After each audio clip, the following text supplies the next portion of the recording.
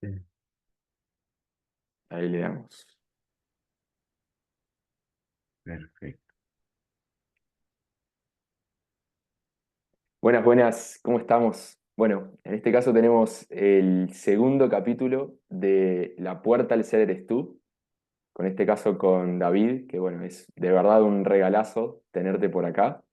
Un poco, ¿qué es la puerta al ser eres tú? ¿No? La puerta al ser eres tú es un espacio, es un contexto que nos invita a compartirnos, a posicionarnos en este lugar y permitirnos por el ser, permitirnos fluir, tratando de dejar ir todo tipo de resistencia y entregarnos al momento presente. La puerta al ser eres tú, un poco surge también de la intención de comenzar a unificar el camino, que a veces nuestro ego espiritualizado, nuestro ego tiende a separar esa vida mundana de la vida espiritual y nos invita a unir, unificar en un único propósito de reconocernos a nosotros mismos, lo que en verdad somos, eligiendo caminar en el mundo, en las actividades, en el emprendimiento, en las relaciones, en los vínculos, en el ejercicio y en todo tipo de actividad en el juego de las formas. Entonces, bueno, hoy tenemos de verdad el regalo de estar con David. David es un experto hipnotista Mm. especializado en recontextualización subconsciente para emprendedores. Así que, bueno, no quise dar mucha más introducción. Yo creo que eso ya lo dice todo. Eh, y bueno, y sin mucho más preámbulo, hermano, súper contento de tenerte por acá. Sos también referente para mí bueno, nos conocimos bueno, en una mentoría y, y se siente esa presencia, se siente esa paz y bueno, y se siente y se te ve también desde mí como un espejo de esa paz que siempre está en nosotros, ¿no? Eh, entonces, bueno, hermano, libre, presentate como quieras y fluimos. Bueno, Nico, antes que todo, darte las gracias por este espacio, por abrirte a compartir y que más personas escuchen estas palabras, porque sin duda alguna somos todos reflejos, somos todos espejo y el escucharnos entre todos y el recibir información de otros nos permite reconocer lo que hay dentro de nosotros. Y para presentarme, yo diría que lavo cerebros y utilizo la hipnosis como esa herramienta para hacerlo. Todos nosotros vinimos con una capacidad extraordinaria a este mundo, que es la capacidad de crear. Y esa creación que estamos haciendo muchas veces es inconsciente, muchas veces proviene de lo que recibimos de nuestro entorno, de nuestras experiencias pasadas, familia, todo ese tipo de cosas. Pero llega un punto en el que, por así decirlo, abrimos los ojos y nos damos cuenta de que podemos crear nuestra vida y nuestra realidad de acuerdo a lo que deseamos. Y en ese punto entra la hipnosis para limpiar aquello que estamos creando inconscientemente y sembrar esa semillita para crear conscientemente, para llevar nuestra vida por el camino que nosotros consideramos que queremos llevar, porque muchas veces ni siquiera sabemos cuál es el camino, pero el simple hecho de desear algo, un deseo auténtico que nos mueva, ya nos está mostrando un camino. Así que, pues, eso hago yo. Ayudar a emprendedores a limpiar aquello que recibieron inconscientemente y a implantar aquello que quieren crear conscientemente. En resumidas cuentas, es eso. Qué, qué poderoso, ¿no? Porque como se ve acá es ir a la causa, ir al proyección, en lugar del efecto, ir al origen, ¿no? Eh, Hay algo ahí, hay una analogía que me encantaría indagar juntos. Que bueno, o sea, que obviamente es esta analogía el proyector, la película, nosotros sentados mirando la película, y que hay un proyector, llamémosle esa mente subconsciente, que está proyectando constantemente en una pantalla neutra, ¿no? Pero que ese Mm. proyector tiene un rollo fotográfico, un rollo de película, ¿no? Y claro, siempre se experimenta como uno, con el ego, uno va a atacar a la pantalla o a solucionar a la pantalla. Y que no importa cuánto más se le haga a la pantalla, no importa de que no nos guste y le tiremos piedras o que la queramos, si no vamos al proyector y vemos cuál es la fuente de esa proyección, no, no cambia, ¿no? Entonces, Completamente. Dime, dime, dime. eso, como, bueno, un poco como indagar en esto, llevárnoslo a lo práctico. ¿Qué es ese rollo fotográfico? ¿Y cómo podemos eh, recontextualizarlo, hacerlo consciente? ¿Cómo es ese proceso de ir a la causa, de ir al proyector? Siento que hay diferentes etapas en ese proceso. El primero es darte cuenta de que lo que estás viendo en la pantalla no lo vas a cambiar atacando a la pantalla, que es lo primero que mencionabas tú, por más piedras que le lances, por más cosas que le hagas a la pantalla va a seguir proyectando lo que muestra el proyector. Esa es la primera etapa, darte cuenta de eso, ser consciente de ello. Después, ir hacia el proyector, ver qué está reproduciendo el proyector. Simplemente verlo, sin juzgarlo, sin evaluarlo, sin criticarlo, nada. Solo ver qué está proyectando. Porque de esa manera vamos a poder identificar por qué lo está poniendo ahí. Porque si lo juzgamos, si lo criticamos, ya inmediatamente nos estamos poniendo en una posición en la que no podemos ver la perspectiva completa, en la que no estamos viendo el rollo como es, sino que simplemente nos estamos enfocando en una pequeña parte de ese rollo. Entonces, para mí, el ver tal cual como es el rollo, sin un juicio, sin una evaluación, va a permitir identificar de dónde proviene, por qué está ahí, qué beneficio tiene para nosotros. ¿Por qué? Porque si ese rollo está proyectando esa película, alguna razón tiene. Y nuestro cerebro, que proviene de una evolución animal, está diseñado naturalmente a encontrar peligros. ¿Para qué? Para mantenernos a salvo. Y básicamente ese rollo se ha venido construyendo a lo largo de nuestra vida en ese sentido, porque es su naturaleza, no está nada mal con él. Pero en el momento en el que nos damos cuenta de que eso es lo que se ha venido proyectando y construyendo en ese rollo, tenemos la posibilidad y la oportunidad de cambiarlo. Y ahí hay muchas formas de cambiarlo. Si es un trauma, es ver desde otra perspectiva ese trauma, ponerle amor al trauma y cambiar o resignificar la perspectiva o la evaluación o el juicio que le hicimos a esas situaciones. ¿Por qué? Porque las situaciones fueron como tenían que ser. En este proceso de nuestra vida, nuestra alma, yo suelo hacer esta analogía de que nuestra alma está encima de nosotros y nosotros vamos como en un laberinto. Nuestra alma sabe por dónde tenemos que ir.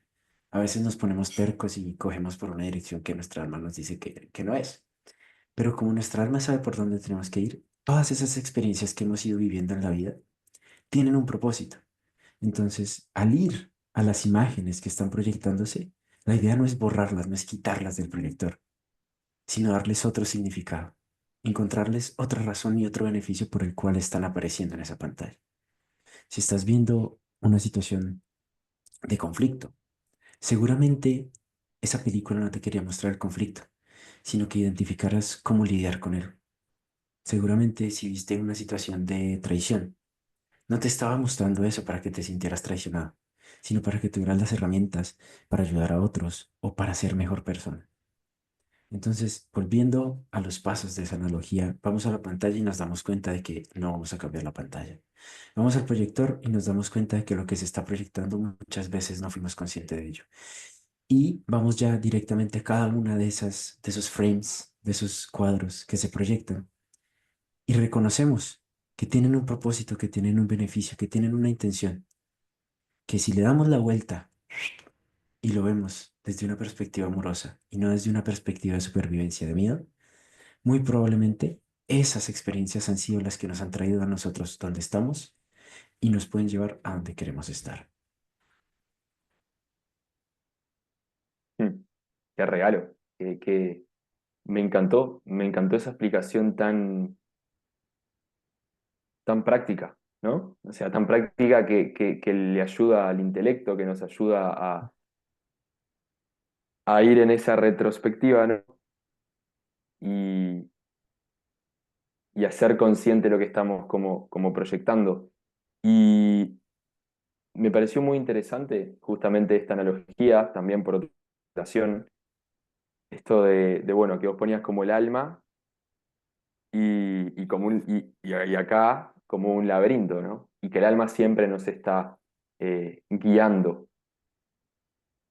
Vos en este caso trajiste esto de que uno a veces, llámesele ego o sistema aprendido de pensamientos, o como cada uno lo quiera ver, a veces toma un camino separado. En este caso, ¿considerás de que hay una disociación del camino que nos lleva el alma?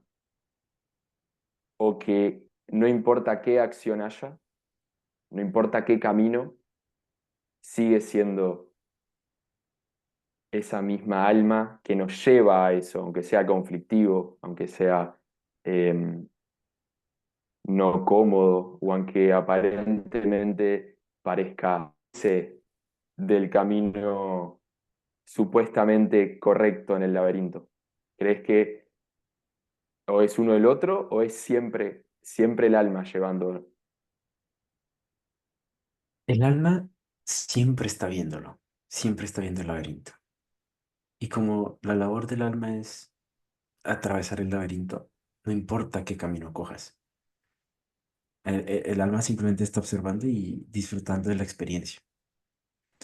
Claro, ella, como tiene el laberinto y la perspectiva, va a procurar que nosotros vayamos por el camino más amoroso, por el camino que nos va a llevar más rápido al final de ese laberinto, por así decirlo.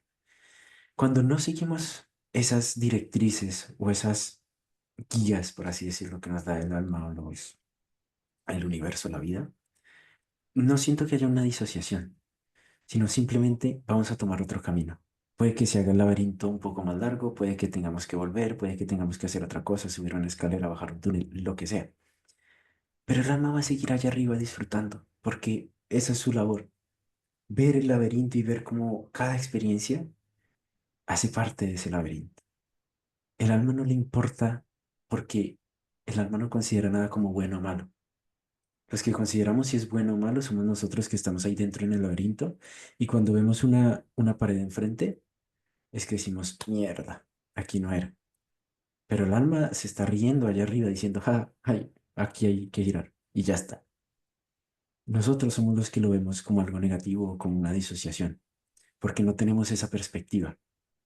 Entonces, en esos momentos en los que llegan esas situaciones, considero que la forma más fácil es tratar de elevar nuestra perspectiva y no ver desde los ojos que estamos viendo, porque los ojos que estamos viendo son los que ven el problema, o los que ven la situación, o los que ven el obstáculo. Si lo vemos desde un poquito más arriba, va a ser mucho más fácil identificar si tomo a la izquierda, si tomo a la derecha, o si es mejor volver. Porque no hay nada malo en el laberinto en sí. Al final vamos a terminarlo, porque pues es nuestra naturaleza. Al final, ese laberinto inicia cuando nacemos y termina en la muerte. Y algún momento va a llegar esa experiencia de muerte. Entonces, en esos momentos en los que el laberinto se pone un poco difícil, por así decirlo, porque no lo llamaría difícil porque para el alma no es difícil, simplemente está viendo el camino, es reconocer que hay una perspectiva que subir para poder tomar una mejor decisión. Si de pronto es volver, si de pronto es girar, si de pronto es cambiar, pero en esos momentos estamos viviendo la experiencia y en la medida en la que nos permitamos vivir la experiencia, vamos a poder tomar esa decisión. Porque muchas veces nos quedamos mirando a la pared que está enfrente y decimos, mierda, tengo una pared, mierda, tengo una pared, mierda, tengo una pared, y no puedo avanzar. Claro, ¿qué pasa en esos momentos? Que la experiencia no está fluyendo a través de nosotros. Entonces, por eso nos sentimos estancados, por eso nos sentimos de la manera en la que nos sentimos, porque no estamos permitiendo que la experiencia fluya a través de nosotros. Y en esos momentos en los que permitimos que esa experiencia fluya, vamos a poder tomar una decisión. No importa si es derecho, no importa si es izquierda, no importa si es atrás. El simple hecho de movernos nos va a permitir seguir experimentando, que es parte de ese proceso que venimos a vivir aquí en la vida, según yo creo. Mm, hermoso, hermoso. Y bueno, como llevándonos como a la práctica, un poco para todos los que nos estamos escuchando, porque todos nos estamos escuchando en este momento, todo lo que está orquestando el ser a través de vos, a través de mí. eh, o sea, para mí todo también, este mismo momento es una experiencia que se nos trajo, ¿no? Y a lo que quería ir con esto, con esa breve introducción, es para todos los que estamos escuchando ahora, ¿no? Vos, en tu experiencia y también en tus procesos de acompañamiento a otros seres, a otras personas. Cuando una persona se encuentra completamente inmersa, ¿no? O como tapada, ¿no? En esa vista cegada, ¿cuál es tu proceso para pasar a una perspectiva más amplia y poder ver el regalo, ¿no? Lo que trae a enseñar y poder tomar esa decisión? ¿Cuál es ese proceso en ese momento de incomodidad, de nubladez? Ahí siento que es súper importante reconocer que somos humanos y al ser humanos tenemos esa capacidad de cambiar la perspectiva, de elegir qué perspectiva tenemos. Cuando nos encontramos en ese punto, cuando me he encontrado en ese punto de estar inmerso en esa experiencia de negación, frustración, rabia, lo que sea, como quieras llamarlo, que estamos solamente con la vista nublada, muchas veces, que es lo que solemos llamar ego, que es lo que solemos llamar eh, experiencias pasadas, traumas, todo eso, es desde mi experiencia o la forma en la que he logrado identificarlo, es nuestra parte animal, nuestra parte animal queriendo solucionar el problema. ¿Por qué? Porque nuestra parte animal siempre va a buscar el problema que estamos viviendo. Su principal objetivo es sobrevivir. No le importa si está bien, no le importa si está mal, sobrevivir. Ya está. Esa parte animal se enfoca siempre en los problemas. Se enfoca siempre en salir del peligro. Y esa parte animal, ¿cómo es? Si identificamos a los animales, muchas veces son muy activos. Los animales son activos, los animales se están moviendo, los animales están pendientes y alertas de todo. Para salir precisamente de esa perspectiva animal, de esa perspectiva egoica, por así llamarlo, hay que volver a calma, a la calma.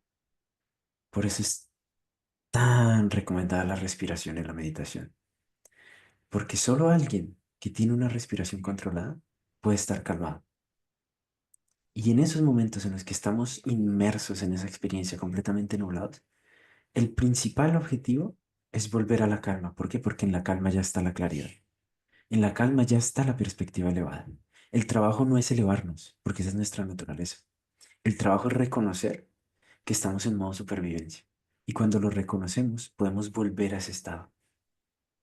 Conectar con la naturaleza, respirar, escribir, meditar, lo que sea, lo que le vaya bien a cada persona. Cocinar, cualquier cosa. Pero es volver a esa calma, reconocer que no estamos en ningún peligro o en ningún estado de supervivencia para poder reconectar con esa versión auténtica y natural que ya está dentro de nosotros, porque nunca nos hemos desconectado, solo que había neblina enfrente nuestro y no lo podíamos ver. Entonces, parte de ese proceso y como lo he hecho yo y como he acompañado a otras personas es siempre volver a la calma, siempre volver al interior. ¿Por qué? Porque ahí están todas las respuestas, todas. En un retiro de ayahuasca que hice, yo le pregunté a Dios, a la planta, al ser que se comunicó conmigo en ese momento. Decía, hey, quiero respuestas. Me dijo, busca aquí, busca en tu corazón, que ahí están todas las respuestas. Porque cada uno ya sabe qué necesita, cada uno ya sabe qué hacer. Pero lo que no nos permite verlo es ese marco que estamos teniendo enfrente, esa neblina que está enfrente.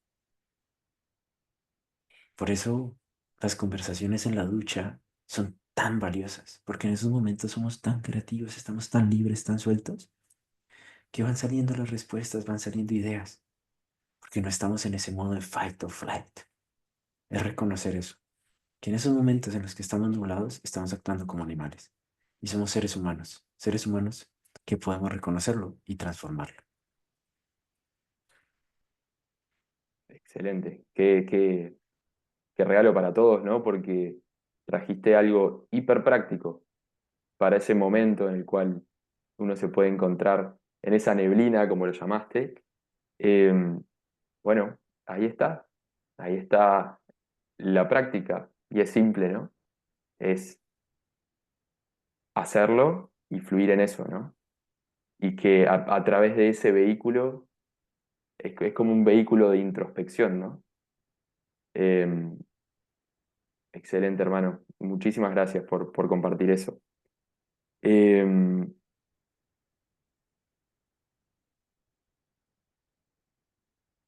creo que hablaste mucho también en su momento de, de esto de que, bueno, este instinto animal, esta evolución animal, siempre va a tender basado desde una supervivencia sofisticada y camuflada, obviamente, tender siempre a la acción o a la sobreacción. Me encantaría mucho indagar un poco en, en la acción consciente, ¿no? Estamos en el mundo del emprendimiento, el mundo de la acción, justamente eh, en este caso hemos elegido, bueno, llevar este camino de reconexión en todas las actividades mundanas, comunes y corrientes, ¿no? Entonces, el, entre comillas, desafío o juego también, o regalo, está en aplicarlo mientras, ¿no? Mientras toca hacer una actividad del emprendimiento, del cuerpo, de la familia. Entonces, em, cuando un emprendedor, por ejemplo, se encuentra, se encuentra en un momento donde, bueno, tiene muchísimas acciones, muchísimos proyectos, muchísimas tareas por llevar adelante y tiene que llevarlas adelante, ¿no? ¿De qué manera se equilibra este proceso de introspección con el día a día, ¿no? O sea, em, en un día, por ejemplo, donde hay una constante actividad, reuniones, em, proyectos, etcétera, etcétera, etcétera, ¿cómo hay ese equilibrio? Que a veces siempre el ego espiritualizado va a tender a separarse, ¿no? A ir a otro lugar, a salir de la acción, porque cree justamente de que ahí no está la espiritualidad, sino que está en la meditación, en la única meditación, ¿no? Entonces, entiendo que esta pregunta es bastante abierta, es simplemente una puerta abierta justamente como a indagar en esto, en la acción consciente, en la introspección mientras seguimos caminando, ¿no? Ahí creo que de la manera en la que lo entendí, es supremamente sencillo hacerlo. Es simple. ¿Por qué? Porque cuando reconocemos que la espiritualidad no es algo en específico, sino es todo lo que está sucediendo, podemos entrar en ese juego que llamas tú a jugar la espiritualidad. ¿Qué es lo que pasa? que para llegar a ese punto tenemos que tener un nivel de conciencia muy desarrollado. Y un nivel de conciencia muy desarrollado, hago referencia a estar presente en todo momento y verlo todo tal cual como está siendo, sin ninguna etiqueta, sin ningún juicio, sin ninguna evaluación. ¿Por qué? Porque en el momento en el que le ponemos un nombre a algo, ese preciso instante, nuestro cerebro busca en todos los archivos, llámese amor, va a la carpeta de amor y busca todo lo que esté relacionado con amor. Va a la carpeta de hombre, todo lo que esté relacionado con hombre. Cuando entramos en una verdadera conciencia, quitamos los juicios, las etiquetas y las evaluaciones. Esto que está aquí es como si fuera sin filtro. No cumple función alguna, por así decirlo. Cuando estamos en ese nivel de conciencia, en el que no hay etiquetas, nuestro cerebro no nos va a condicionar a buscar hacia lo bueno o hacia lo malo. Claro, pero para llegar ahí hay que hacer un gran trabajo. O sea, estar constantemente trabajando en ello, estar constantemente presente, respirando, meditando, entrenándose para llegar a ese punto.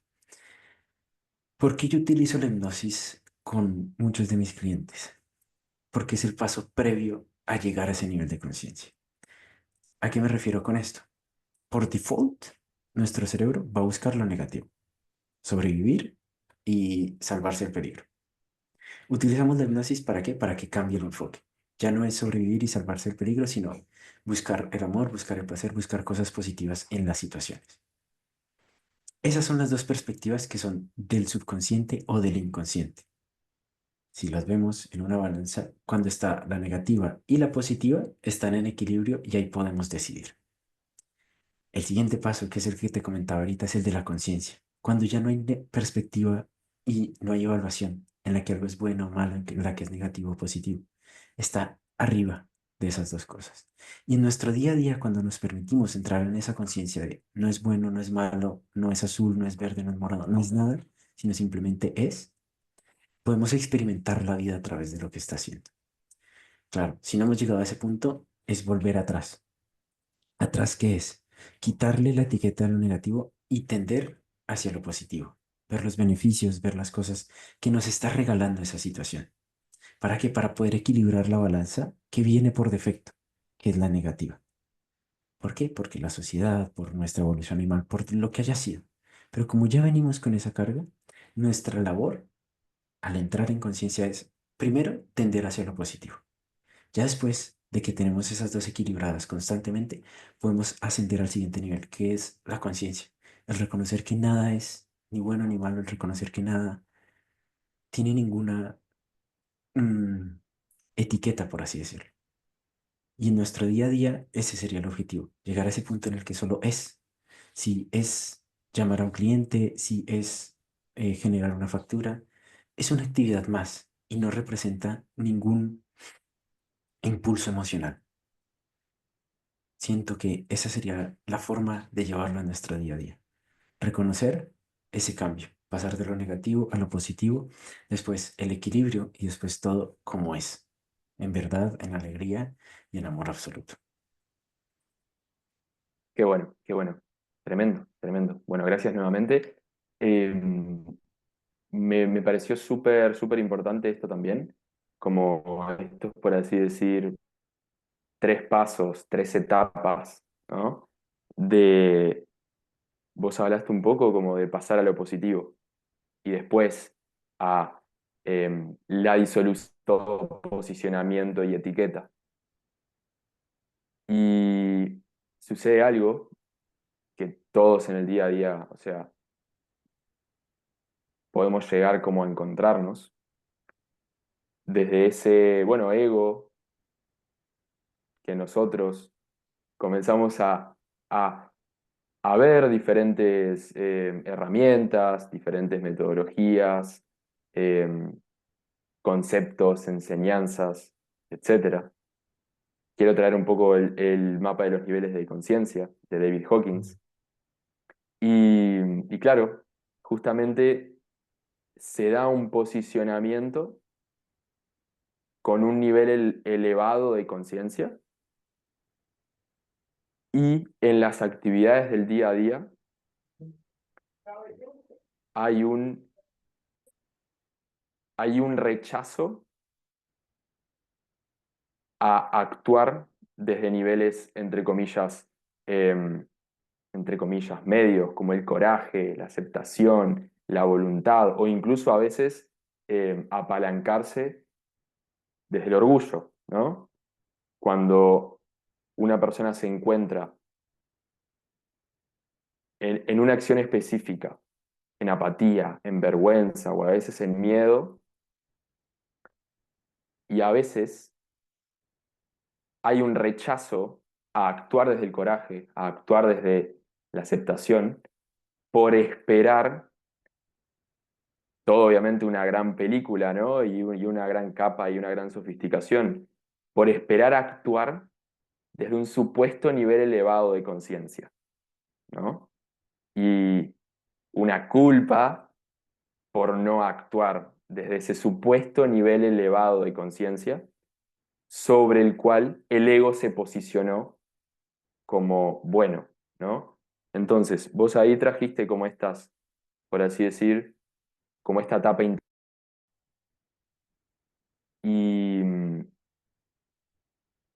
y qué importante que es, justo creo que fue en el anterior episodio que estábamos justo con Clary, y se trajo un poco esto de la acción también, como le salga al personaje, como le salga al ego, ¿no? Eh, y que a veces intenta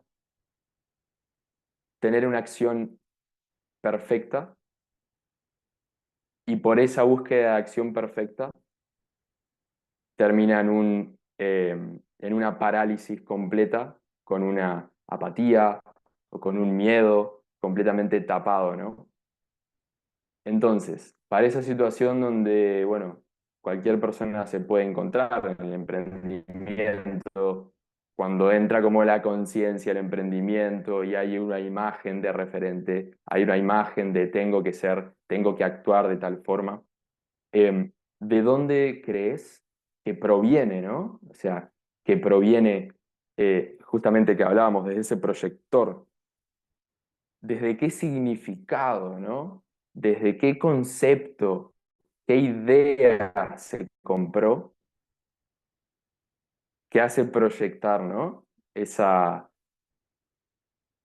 ese control excesivo a una comunicación perfecta, a una acción consciente perfecta, en lugar de permitir actuar y actuar, ¿no? De la forma que sea. ¿De dónde crees que viene, ¿no? Eh, Pudiera borrar una palabra del vocabulario humano, sería debería. Siempre que nosotros hablamos desde un debería, ya estamos saliéndonos de nuestra propia experiencia. Debería vibrar alto, debería vibrar en amor, debería actuar de cierta manera, debería. Eso siempre nos saca de nuestra propia conciencia y nos pone en la perspectiva de alguien más que fue esa persona o esa idea o esa religión que creó ese concepto. Nosotros no debemos hacer nada. ¿Por qué? Porque ya somos, si somos parte de Dios, ya somos perfectos, ya estamos completos, no necesitamos nada y no nos hace falta nada. El debería parte desde una escasez, desde un vacío, desde una necesidad. Y siento que esa perspectiva es la que se identifica con que estar en orgullo, estar en apatía, estar en frustración es malo. Realmente no es malo. Hace parte de una polaridad. Uno de los principios universales es la ley de la polaridad. Que si vamos a los niveles de conciencia de Hawkins, cada uno de los niveles de abajo, entre comillas, negativos o bajos, tiene su polaridad positiva. Entonces, el simple hecho de poder reconocer que estamos en una polaridad negativa nos permite inmediatamente utilizar ese principio universal. ¿Para qué? Para trasladarnos a la polaridad positiva. Si estamos, no sé cuál sea la polaridad positiva de la negación, digamos que es la gratitud. Si nos encontramos que estamos en negación, si ya tuvimos la conciencia de reconocer la negación, el simple hecho de reconocerla, eso ya es amoroso. Y al ponerle amor a una polaridad negativa, siempre va a tender a subir a la positiva, que es gratitud. Entonces, lo único que tenemos que hacer en esos momentos en los que reconocemos que no estamos vibrando alto es aceptarlo, porque el amor acepta todo tal cual como es. Cuando lo aceptamos, inmediatamente esa polaridad nos va a tender a llevar hacia su polo positivo. ¿Por qué? Porque es uno de los principios universales. No tendríamos que hacer absolutamente nada, solo aceptarlo. Y al aceptarlo, esa polaridad va a tender a subir. Y eso es una de las principales situaciones que vivimos nosotros los espirituales con nuestro ego, que nos cuesta aceptar que a veces tenemos esas situaciones, que a veces tenemos esos pensamientos, esas energías. Es completamente natural. Pero en el momento en el que somos conscientes de ello y le ponemos amor, inmediatamente se transforma. No hay que hacer nada más. Nos dicen vibrar alto, pero el tener esas frecuencias, el tener esos pensamientos, no nos va a sacar de una vibración alta. ¿Por qué? Porque para que algo vibre, tiene que mantenerse en una frecuencia. Si nosotros reconocemos la frecuencia, no nos quedamos en esa frecuencia, nada va a vibrar en esa frecuencia. Algo que vibra es porque se mantiene en una frecuencia constantemente. Entonces, para nosotros, mantenernos en una vibración alta, simplemente tenemos que reconocer cuando la frecuencia se baja y cuando la frecuencia se sube. ¿Para qué? Para mantener esa vibración en la frecuencia que nos gustaría. La frecuencia siempre va a oscilar, pero el aceptarla y reconocerla nos va a permitir mantener nuestra vibración. No sé si me hice entender. Porque Excelente, necesito hermano. un tablero para explicar esto. No, se entendió perfecto, se entendió perfecto. Eh, y bueno, o sea, creo que es un regalo tremendo, ¿no? Para, para todos los que incluso se posicionan como espirituales, ¿no? También. Eh, Nada, impresionante, impresionante, hermano. ¿Sabés que me gustaría un poco, bueno, para, para concluir, puede ser ahora, eh, que todos tengamos, ¿no? Una práctica eh, sencilla, simple, eh, no tiene que ser de hipnosis para nada. Puede ser una práctica de introspección que vos aplicás siempre o que aplicás o que le invitás a las personas que acompañás. Eh, una práctica de que cualquier persona pueda hacer al inicio del día o al final del día, en unos 5 o 10 minutos o el tiempo que sea. Eh, no sé, hermanos, si te surge invitar a hacer algún tipo de práctica corta, creo bueno, que sería súper, súper valioso, ¿no? Aunque sea para traer lo inconsciente a lo consciente, ¿no? Poder ayudar al personaje, podernos ayudar a cuando hay una neblina muy grande, un actuar muy inconsciente, poder, bueno, pasar a una conciencia más amplia, ¿no? Si te surge alguna práctica, Buah, prácticas hay muchas y cada persona es diferente y cada uno podría experimentarlo de manera diferente. Yo siento que la práctica más importante es conocernos, e identificar cómo nos sentimos, en qué momento lo sentimos, qué pensamientos tenemos y qué experimentamos en cada momento del día. Y sin duda alguna, bajo mi experiencia, algo que me ha permitido identificar eso es la meditación. La meditación como una práctica de respiración consciente. Únicamente eso. Solamente respirar de manera consciente para lograr identificar pensamientos, emociones, sensaciones. Solo para ser consciente de ello. ¿Por qué? Porque el hecho de ser conscientes de ello ya nos va a permitir identificar su relación en situaciones cotidianas, en situaciones del día a día. El simple hecho de conocernos en un estado de calma nos va a permitir reconocer esas situaciones en un estado de estrés, en un estado de apuro, en cualquier estado. Entonces, si pudiera recomendar una sola práctica, sería esa, el meditar, simplemente enfocarse en la respiración. Y por si alguien ha intentado meditar y no ha podido meditar, eso es completamente falso. Todo el mundo ha meditado alguna vez en su vida. ¿Por qué? Porque meditar es estar presente. Solo que a veces nos pintan el hecho de meditar como poner la mente en blanco, sentarse como un Buda, todo ese tipo de cosas. El meditar es volver a la presencia y en la presencia tú vas a poder reconocer qué está pasando por tu mente. Entonces es simplemente el meditar es observarte. Una forma fácil de reconocer qué estás observando es prestar atención a tu cuerpo, porque en la meditación se tiende a recomendar la respiración, porque cuando estás atento a tu respiración no puedes estar atento a tus pensamientos. ¿Por qué pasa esto? Porque nuestro observador lo que hace es observar nuestra respiración. Nuestra tendencia natural es observar nuestros pensamientos. Por eso vemos tantas cosas pasar, ta, ta, ta, ta, ta. Al enfocarnos en la respiración, observamos la respiración. Si quisiéramos ir más allá, podemos observar nuestra garganta, podríamos observar nuestro corazón, podríamos observar incluso nuestras manos. Y eso es meditativo. ¿Por qué? Porque la perspectiva, nuestro observador, se está moviendo.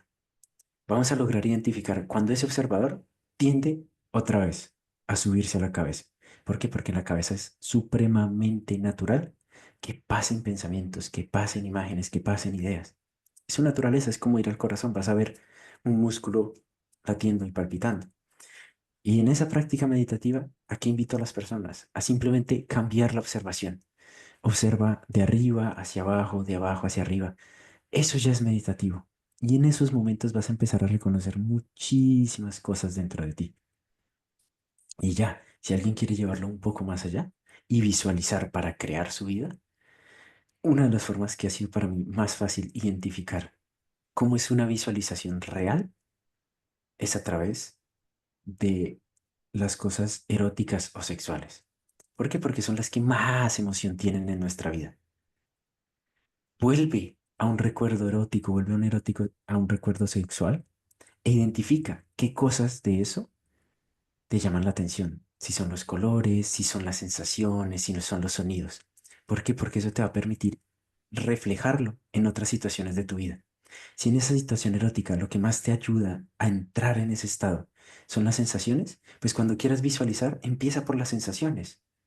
Si en esa situación erótica lo que más te ayuda a ponerte, a elevar tu energía, es lo que estás viendo, empieza viendo tus proyectos, empieza viendo las cosas. O si son los sonidos, empieza escuchando.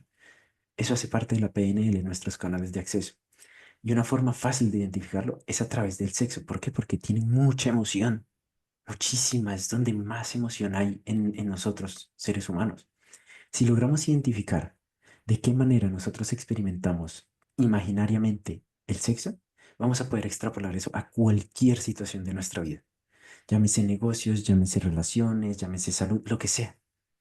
¿Por qué? Porque allí, como hay una emoción tan fuerte, es mucho más fácil identificar qué genera la emoción. Y de esa manera en la que lo identificamos, lo podemos llevar a otra situación. No sé si me hice entender. Excelente, hermano. Súper, súper claro. Súper, súper claro. Eh, Me parece súper valioso la simplificación de la práctica meditativa eh, en, bueno, como también siempre nos trajo Ramana, ¿no? Ramana Maharshi, la autoindagación. Cuando vos lo transmitiste recién, llegó así, ¿no? Mm. Eh, en esa práctica meditativa, la simplificación máxima de ir pasando a una conciencia más amplia, más profunda, como cada uno lo quiera ver, ¿no? Y cómo ahí va abarcando más y hay un mayor rango de conciencia, ¿no? Me parece maravillosa esa simplificación, porque siempre es simple, somos nosotros que lo complejizamos, ¿no? Eh, y bueno, y después, esto también que trajiste, ¿no?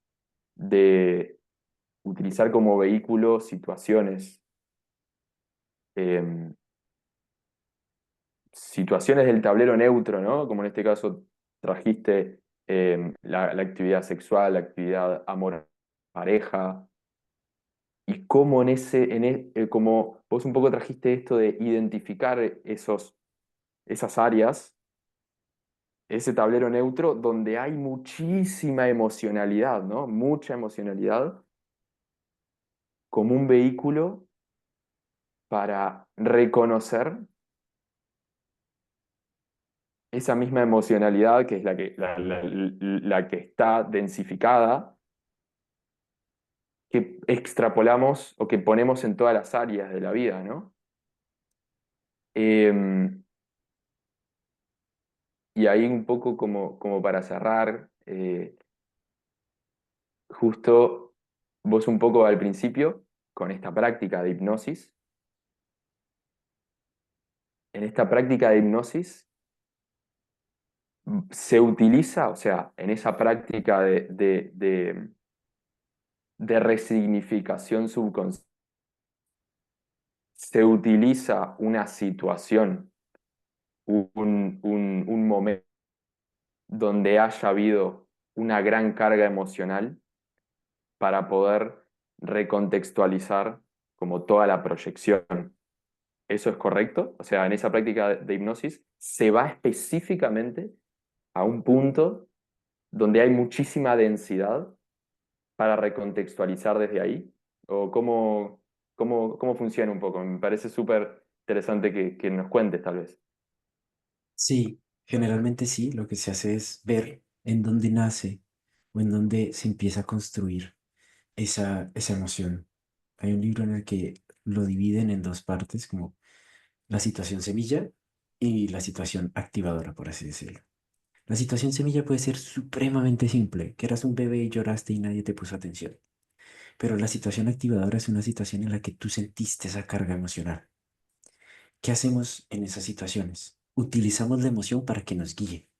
Entonces, en el estado hipnótico, que un estado hipnótico es un estado de relajación profunda, vamos a la emoción y reconocemos esa emoción en qué puntos de nuestra vida ha estado. Y eso generalmente nos lleva hacia el pasado. Vamos hasta esa situación en donde experimentamos por primera vez esa emoción. Y al reconocer ese punto, podemos identificar si esa es la situación activadora o si es la situación semilla o si es ambas. Y desde ahí poder resignificarlas. ¿Para qué? Para que lo que está activando ese botoncito, esa alarma, esa luz, por así decirlo, no se siga activando. ¿Por qué? Porque ¿qué es lo que la activa? La interpretación que le dimos en ese momento. Si vamos a ese momento y le damos una nueva interpretación, le cambiamos el significado, ya no va a alertar de la misma manera en la que lo hacía. Si nosotros tenemos una alarma puesta a las 8 de la mañana, pues cuando sean las 8 va a sonar. Cuando vamos a ese estado hipnótico, a esa situación, le decimos, hey, ya no necesito que suenes a las 8 de la mañana.